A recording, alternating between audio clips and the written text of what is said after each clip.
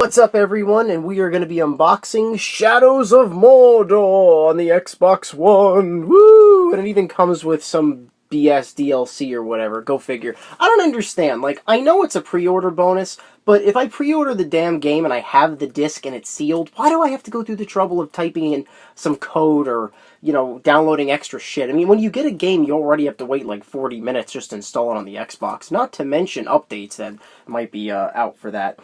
But anyway, I haven't played a Lord of the Rings game in a long time, so I'm pretty pumped for this. I gotta be honest, I wasn't too excited until I read the reviews. I did follow it from E3, so I have seen some footage of it. You can tell by the back of the box there, it looks pretty damn epic. I actually haven't played a Lord of the Rings game in a while. Last one I played was War in the North, or of the North, whatever that was. That was a good game. When I think of Lord of the Rings, I think of the Third Age. That was like the Final Fantasy type of low-tour game, and I also really enjoyed the Two Towers and the Fellowship of the Ring, and Return of the King I think was the best one. I think they were on the PS2, and those were mostly slashers, linear slashers.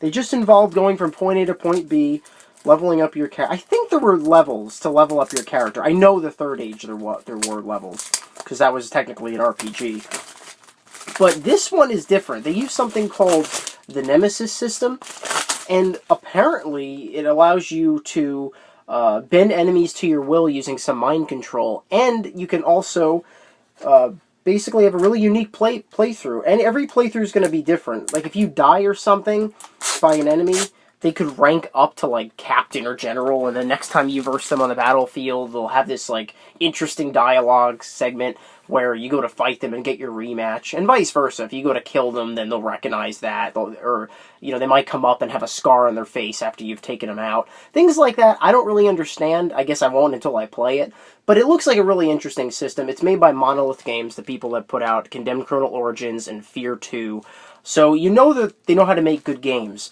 And that was kind of one of the driving factors for me to pre-order. I actually pre-ordered before I saw the review scores, so I was happy to find that it did really well. It got in the mid to high 8s, and that's great. It's rated M for mature here, blood and gore, intense violence. So let's go ahead and take a look at the disc. Alright, kind of looks like the Diablo 3 disc, but it's got his face on it. I think his name is Talion. And then here's the insert that's got to be in every Xbox One game. I don't get it. It's like, I know they're trying to save paper, and they don't have manuals anymore, it's all digital, but it's like, why have all this crap? Like, what's the point? Like, if it was a poster or something, I wouldn't mind so much, because I can at least put it on my wall. But, like, what is all this stuff? Let's see, of course, it's an advertisement for the Hobbit trilogy. And this is another one of those codes for DLC, I guess. That's just what I'm saying. It's like, why do I have to go through that? It's just an extra step. I already have to wait 40 minutes to get the game on my console. But I'll do it, obviously. It's free. I want the content. And then this almost looks like a manual. This is the closest thing I've seen to a manual on the Xbox. Not sure what the point of this is. Oh, that's a cool image. Okay, seeing that for the first time.